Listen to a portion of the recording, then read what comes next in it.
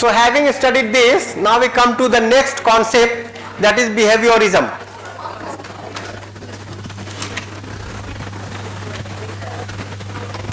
So there is also, it is also called humanistic psychology, and there is also one question addressed here, whether human being has free will or not. So this has been a major contention in philosophy, whether human being has free will or not. This is something that we are also trying to explore. Now one way of looking at it could be, if your imagination is driven by preconditioning or sensation. So even though you think that I am deciding, but something else from outside dictating you. So in true sense of the word, you don't have free will. But if you are operating from natural acceptance, you have the free will. So by having this clarity, we can have a very straight away answer to all this. If I am operating through natural acceptance, I have the free will. If I am dictated by preconditioning or sensation, I don't have the free will. I may assume that I have the free will, but something else from outside is dictating me, isn't it? But we will address this. So although they differ in approach, both structuralism and functionalism were essentially studies of the mind. The psychologists associated with the school of behaviorism, on the other hand, were reacting in part to the difficulties psychologists encountered when they tried to use the introspection to understand the behavior. So this is a school of psychology that is based on the premise that it is not possible to objectively study the mind, and therefore that psychologists should limit their attention to the study of the behavior itself. So they said that if you study the mind, that is the imagination and the elements of your imagination, okay, or how you develop a particular trait within yourself, then it becomes subjective, somewhat speculative. So particularly in place of looking at the imagination part, look into the behavior part, expression part. So they chose a different approach. We can see all of them have chosen a particular kind of approach. Structuralism was looking at the structures of perception, feeling, thought and sensation. In functionalism, they were looking at what is looking as functional for survival. People are choosing those habits and traits. In psychodynamic, you can see that they are looking at the unconscious mind, unconscious thoughts and desires and feelings, and how it is driving your action, your living. Here they are looking at the behavior itself, how conditioning takes place, because of the circumstances outside. So behaviorists believe that the human mind is a black box into which stimuli are sent and from which responses are received. They argue that there is no point in trying to determine what happens in the box, because we can successfully predict behavior without knowing what happens inside the mind. So they are completely omitting anything that is going here. They are looking only at the expression part and trying to conclude here from here. They are looking at the expression part, your behavior, work and participation, looking at the behavior pattern. They are trying to conclude here, okay, about your personality or about your psychology. So furthermore, behaviorists believe that it is possible to develop laws of learning that can explain all behavior. The first behaviorist was the American psychologist John B. Watson from 1878 to 1958. In fact, the camera has completely got focused on the slide. I think it can be the other way also. So Watson was influenced in the large part by the work of the Russian physiologist Ivan Pavlov, who was there from 1849 to 1936, who had discovered that dogs would salivate at the sound of a tone that had previously been associated with the presentation of food. So there is a famous experiment by Pavlov. I think many of us have gone through this.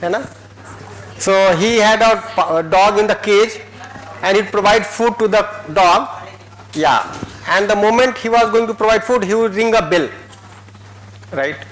So he found that even if you are not providing the food but the bell is ringing, the dog will start salivating. Right. So he found it as classical conditioning, how we get conditioned. Right. So you'll see that if the salary comes on 5th of every month, as well as the 5th date is appearing, you start planning for expenses. So we got conditioned that salary is going to come on 5th of every month. Now I have to go for purchasing. Right? And we will exhaust the salary within 2 or 3 days. Yeah.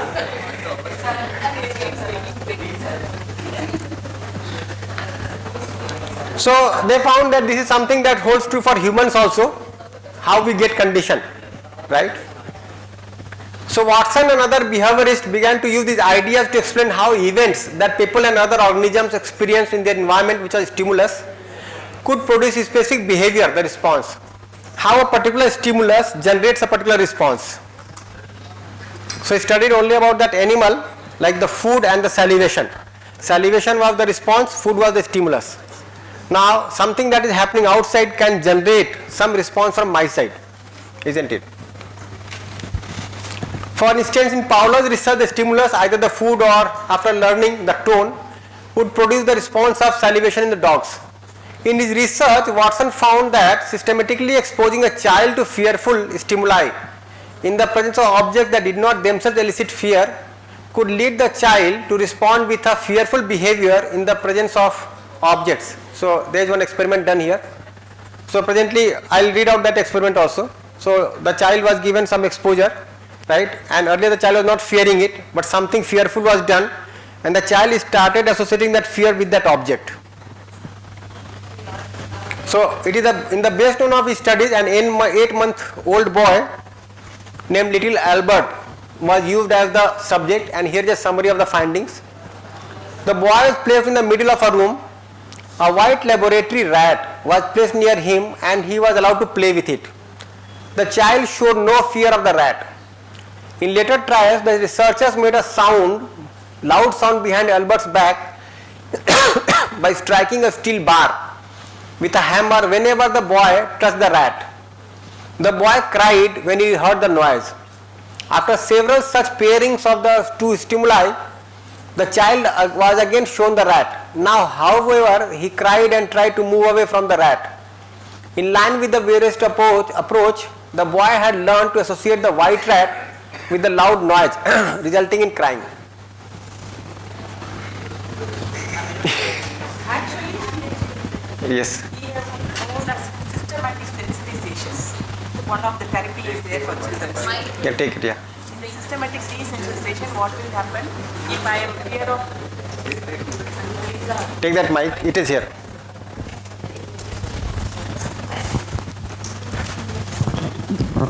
There are many behavior therapy techniques are there for the children, those who have some behavior issues. So we call it a systematic desensitization, like system wise, like That is also there, yeah. this is. So it is the opposite of that. If the child has picked up fear, how to remove the fear?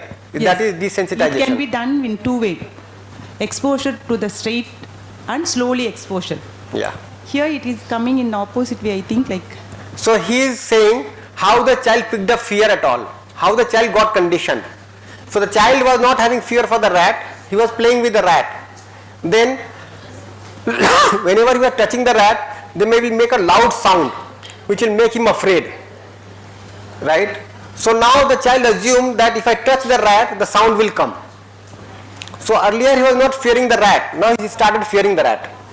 So now the cause here you are explaining, maybe the treatment as it will be ruled out. Treatment is the opposite of it. Yeah. Water. Pani.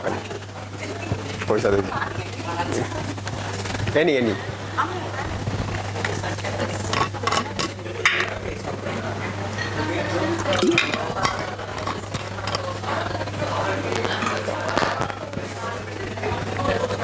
So this is how the child is getting conditioned, right? Now we can relate something similar to in our life also. So something is not causing fear for me, but some incident is happening at the same time which is causing fear in me. So I relate the second incident to the first one and start getting afraid of the first incident. That could be possible. For example, whenever the salary comes, you are given a huge task. Now earlier enjoying the salary, now you have a fear for salary.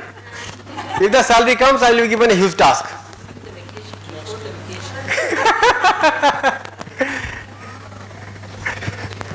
So you will see that gradually I get that fear. For example, maybe the child is playing with the father very well, but the mother is feeling anxious about it and she is scolding the child because the child is not playing so well with the mother. Now whenever the father comes, the child will have fear for the father. While she was comfortable with the father, but since the mother is scolding, so she has a feeling that if I play with father again, my mother will scold. So now she has basically fear for mother, but she has responded to father negatively. Isn't it? So for example, if you see now in joint families, let's say somebody comes and gifts to the child and the parents do not have a good relation with that family. They will scold the child, why did you accept the gift at all?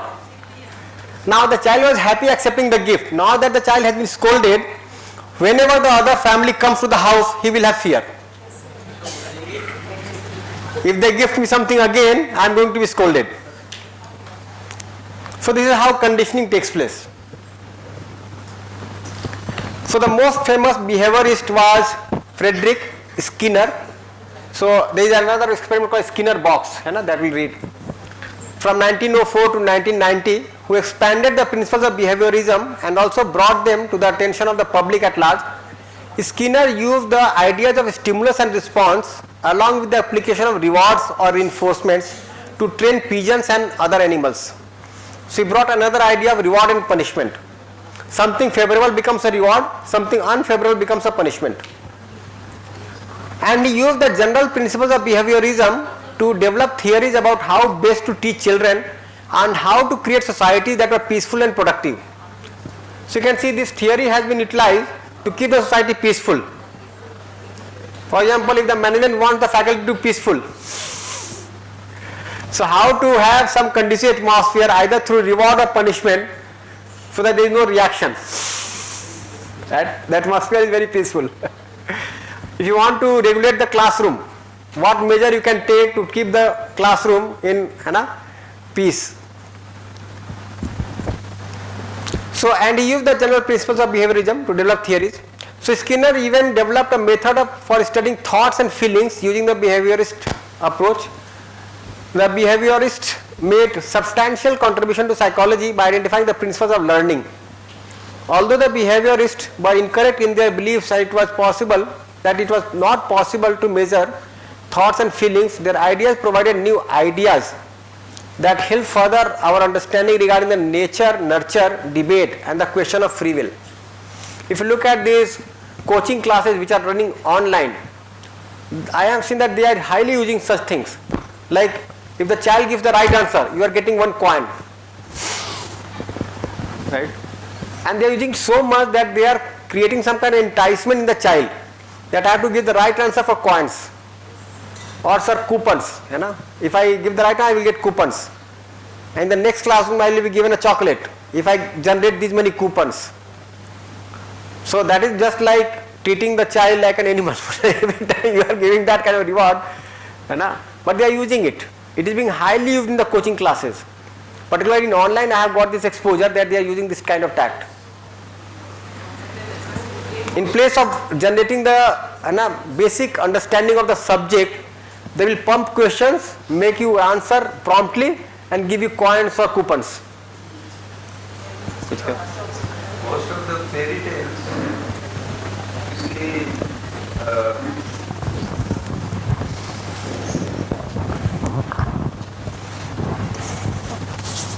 I won't say most, but many of the fairy tales are very scary, and they're talking about gruesome things.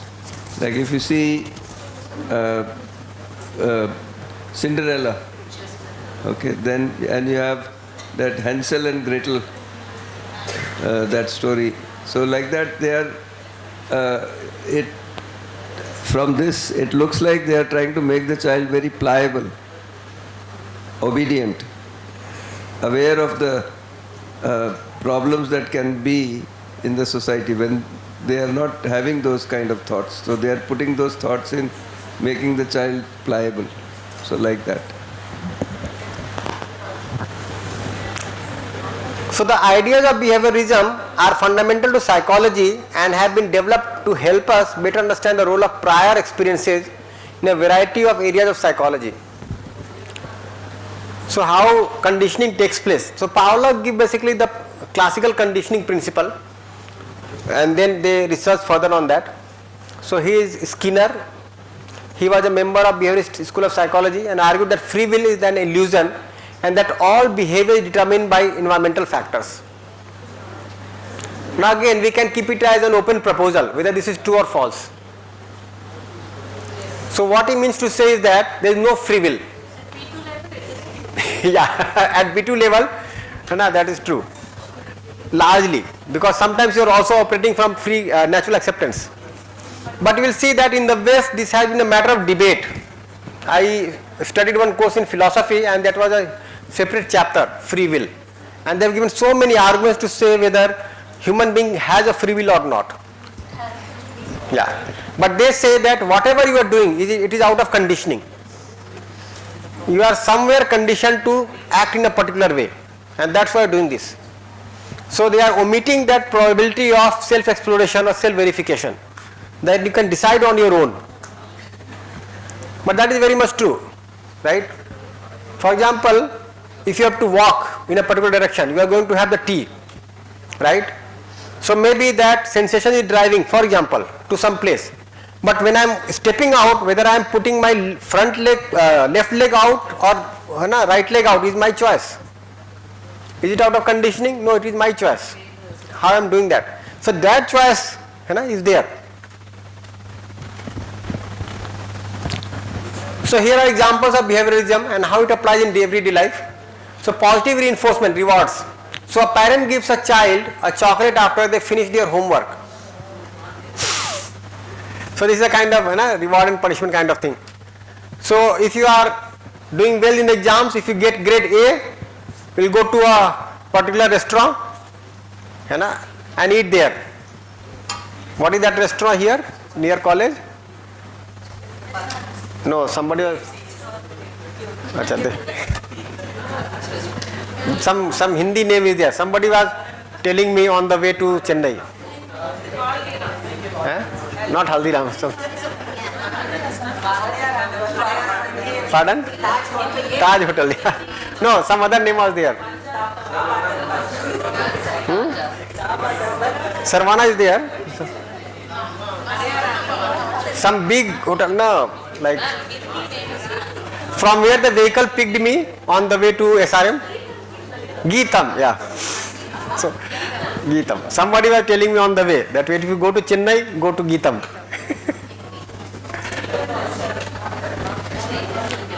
So, this is kind of positive reinforcement. So, the child learns to associate homework completion with a reward. This increases the likelihood that the child will do homework in the future.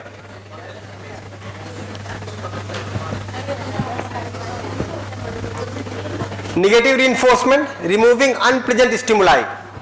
A person takes painkillers to get rid of headache.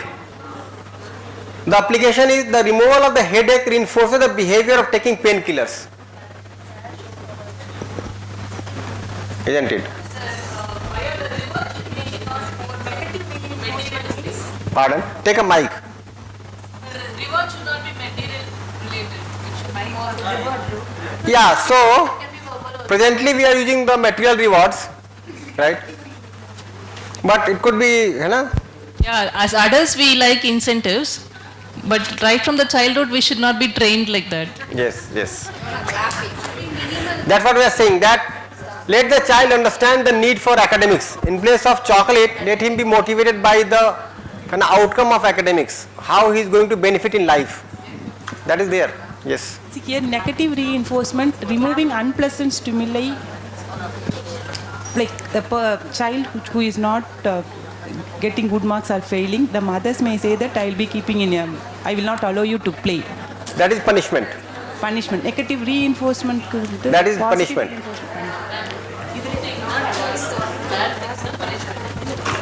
Negative reinforcement. Reinforcement. Positive reinforcement. So he is saying penalty. A person takes painkiller to get rid of headache. So here is that if I do something favorable, I will get rewarded. Negative. Removing unpleasant stimuli, is it? Yeah. So the headache is an unpleasant stimulus. So I am taking painkiller to remove it. The person takes painkiller to get rid of headache. What is it? Behavior application. Removal of headache. So again, immediately they are taking. So one gets used to taking painkillers.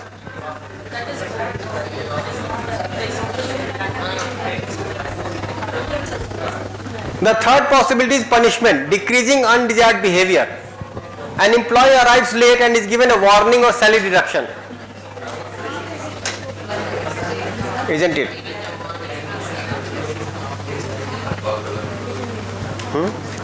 Yeah, listen here. So the application is, the punishment reduces the likelihood of employee getting late again. Let me tell you that in our university, so I am managing one college in Noida. So basically making people work for 7 hours in a day was a huge task, because people would like to leave early and they will come with so many reasons that, pardon? Yeah, if I get late, then I cannot take care of the child, I cannot do this, that, and so many things were there. Now one IAS officer came as registrar for 2 months, and he cited one rule from 1975, emergency period, that if you have to work for 7 hours a day, 1 minute late, 1 warning, 2 minutes late, written explanation, 3 minutes late, salary deduction. Right? And it happened for the first 3 or 4 months that people thought that okay, this rule is just like that, nothing will happen. Then the salary started getting deducted. His name was Annao Dinesh Kumar. So whosoever came complaining to him, he said, tell them that Anna is there, talk to Anna. So after that, it has so happened that nobody will work less than 7 hours. Everybody is working for 7 hours at least. Right? Those who are leaving early also, they will wait at the punching machine.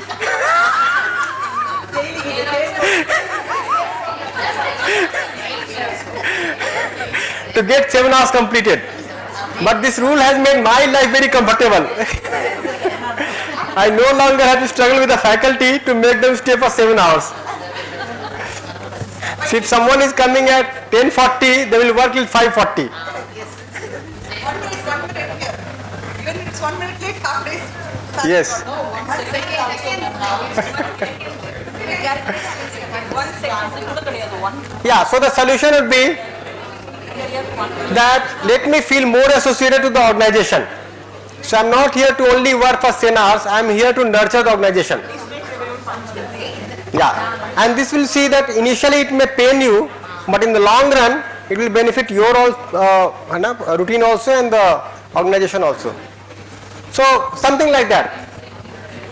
So the punishment reduces the likelihood of the employee getting late again. Then habit formation, conditioning. Yeah, here. People get into the habit of checking their phones every time they hear a notification sound, very much. Right? So the classical conditioning says notification sound stimulus triggers the behavior of checking the phone. The immediate reward, either message or social media, reinforces the habit.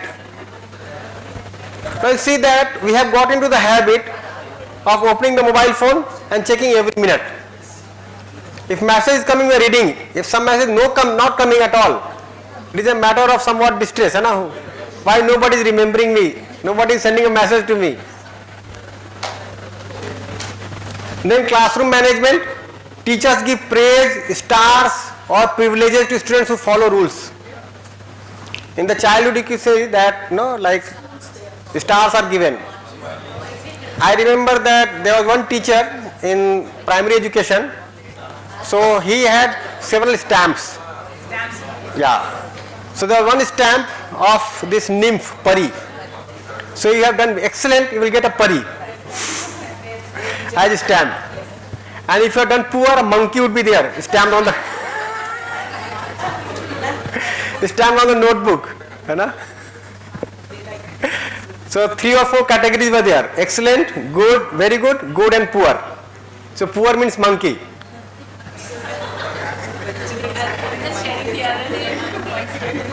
Take a mic. It is not only weak conditioned children. The other day the teacher called and she was from my son's school and it's been 2 months already, school started from April, from June, the new class teacher, and she was very upset that Tarush doesn't listen to her. And then the other day she called and she said, now I understood. Only if I speak to him nicely, he will listen to me. So Only if I speak? nicely with him, then he would listen to him. So it's not only teacher are conditioning, even the students are conditioning teachers also. Yes. So you'll find that in the north, you'll find that when the examinations are approaching, students start touching feet. And as soon as the semester is gone, they will not even look into your face.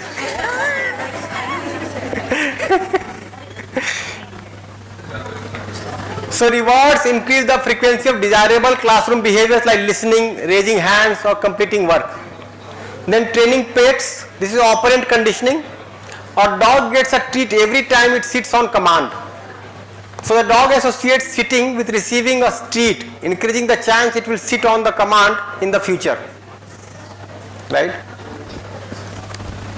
Then advertising and consumer behavior. So you'll see that most of the psychological theories have been applied for marketing, consumerism, right? Or governance also. How to keep people stay calm in the nation. So how to create a portrait of the government, right? How to condition the minds of the people that I am your savior, I am protecting you, or I am taking you in the right direction. Right? So all those have been tried out through psychology also. So ads often pair products with attractive images or positive music. So classical conditioning links positive feelings to the product, making consumers more likely to buy it. You see that if the product is for children, they will always bring a child in the advertisement, right? And the child start demanding it. Phobia treatment, systematic desensitization. A person afraid of heights slowly practices being in higher places under controlled steps while being relaxed. So gradual exposure reduces fear response through counter conditioning, something that we were mentioning. Didi was mentioning. This one, systematic desensitization. Yeah. So that could be gradual, that could also be maybe sudden, but this is what is being said as gradual. So if you have fear of something, get exposed to it. Right? So if you look at the summary of how behaviorism applies, so focuses on observable behavior rather than thoughts or feelings, uses rewards and punishment to shape behavior. It applies in parenting, education, workplaces, therapy, marketing, habit development and so on. So these are particular applications of this theory. So yeah, any questions so far?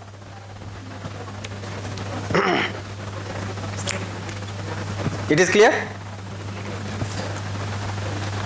So key concepts of behaviorism and the famous experiments. So classical conditioning, learning by association. So Pavlov's dogs experiment in 1902.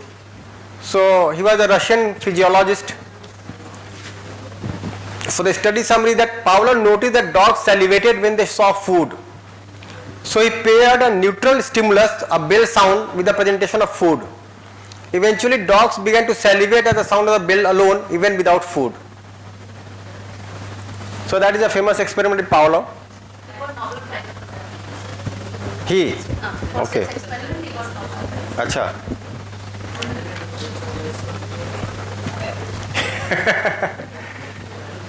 Yeah, in fact, no, this Darwin theory, Pavlov theory, have been widely used in the industry to control people. How you can control people, regulate people, how you can condition people.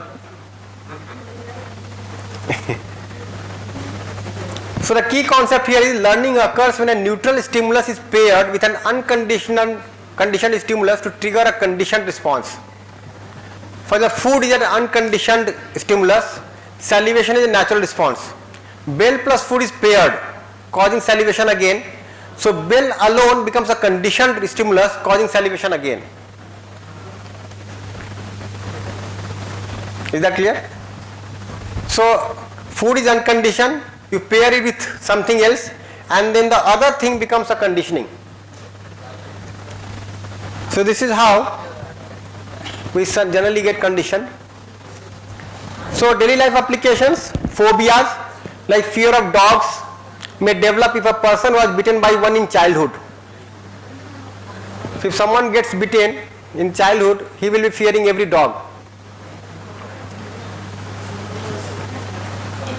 If Air India, when a plane crashes, then where do you book your flight?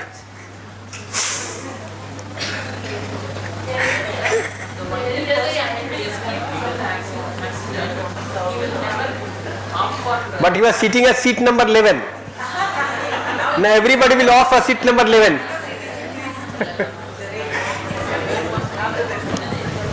Advertising, pairing products with pleasant images or music to create a positive association. Now just see, many times the product actually has nothing to do with the people who are appearing in the advertisement.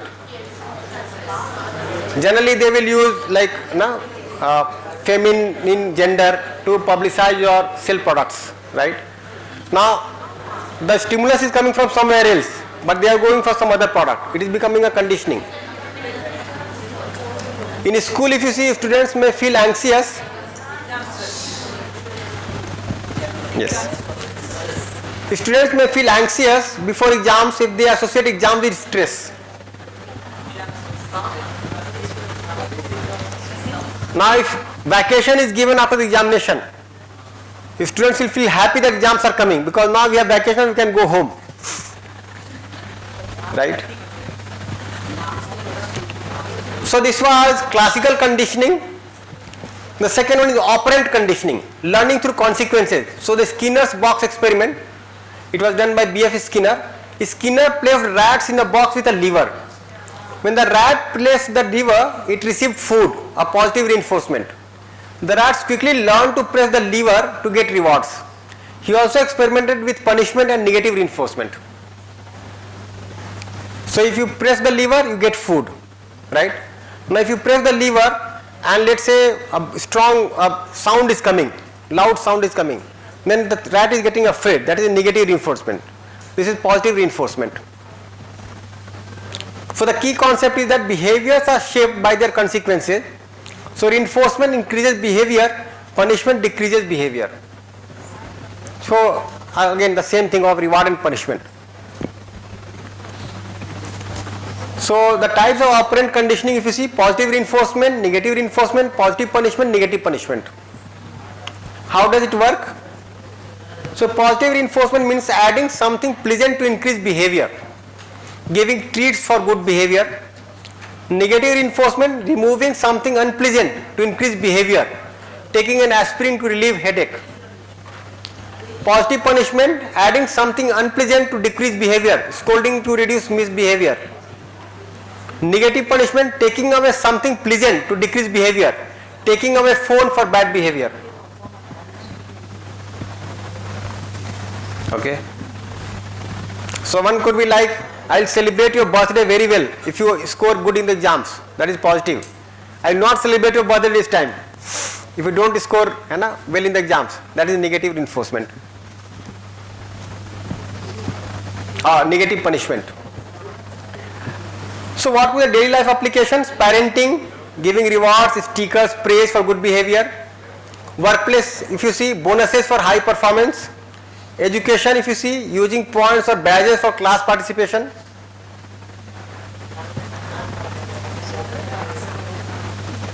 So they have also seen that if you give the same bonus to everyone, then maybe the performance will not go up. But if you give bonuses to particular people for some performance, overall performance will go up. So they have been using these kinds of methods to motivate people. What we are saying here, if I am able to see my role in the society, in the family, in the organization, I do not need any external reward or punishment. I feel self-motivated to work for participation in the larger order.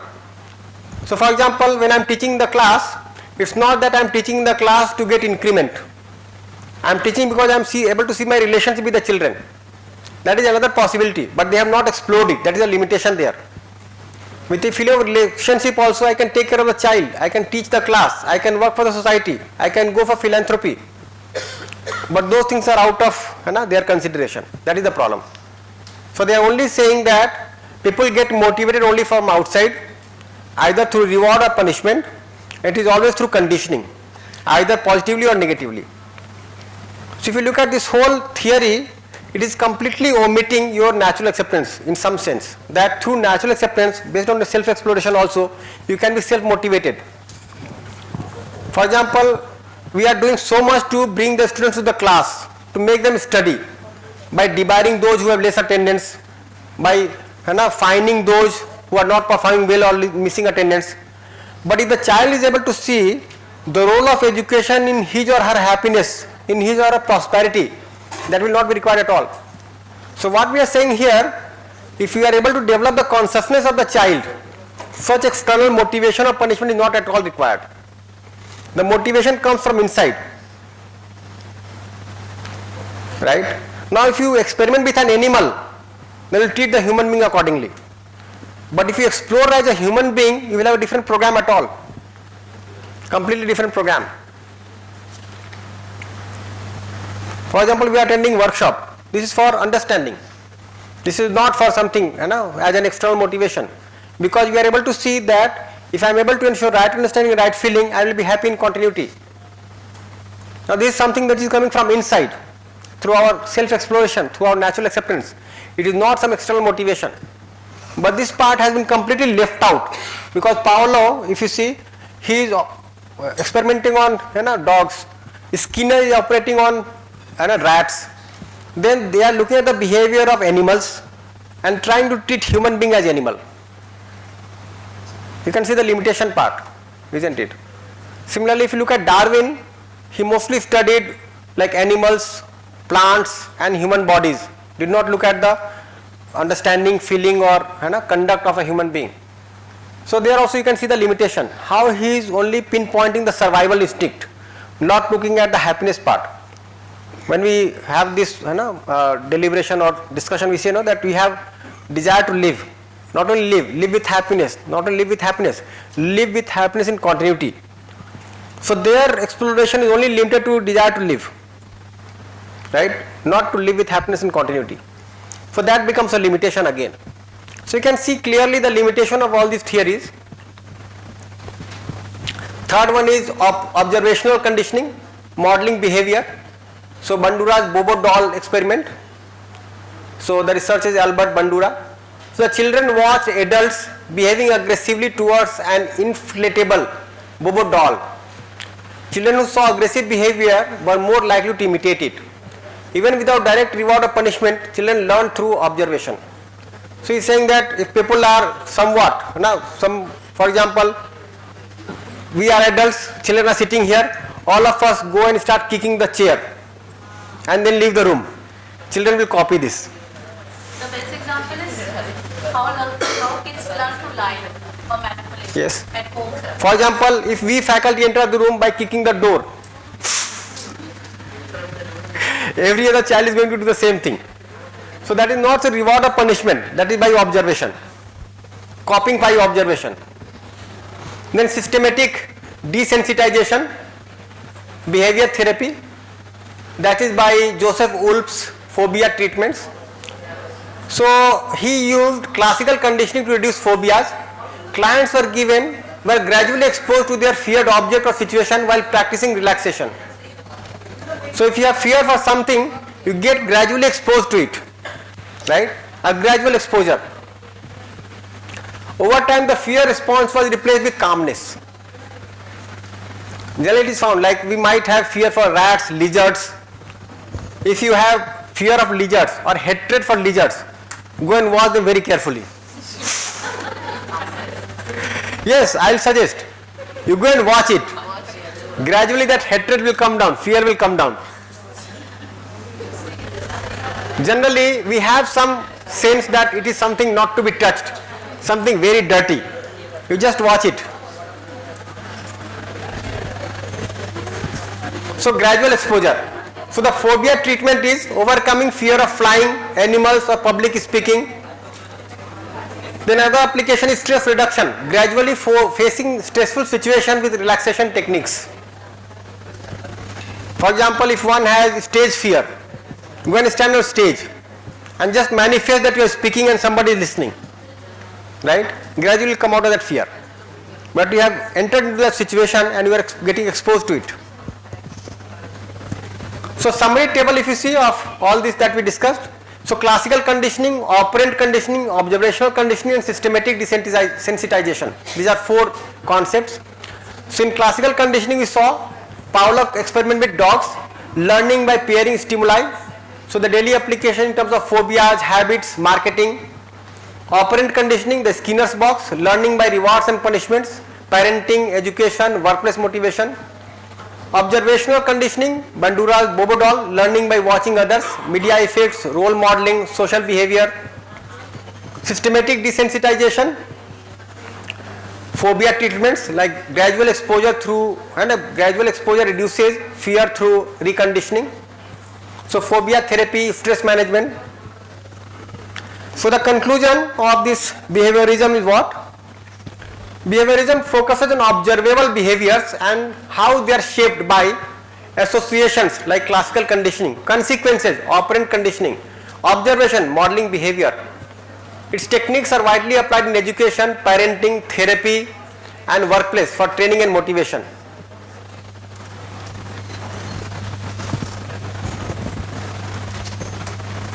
Is that fine?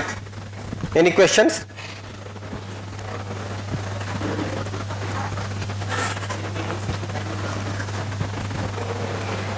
Yeah, so discuss this much. So as a homework, what we have to do today, we studied 3 concepts today. Functionalism, psychodynamic behavior, and this behaviorism. Okay, behaviorism. So again you can look at those 6 points and work out for yourself. 7 points. The 7th point, take as a separate assignment. You look at all these 4 theories including structuralism and find out how it applies to you, to what extent, in what form. It may be not applicable also, completely not applicable, or it may be applicable also, so you have to find out for yourself, right? So to what extent you have to find out that too. So again, for these 3 concepts we have to work it out. That is our homework today. I think it is time now. Yes. Yes, nice. Thank you all. Action.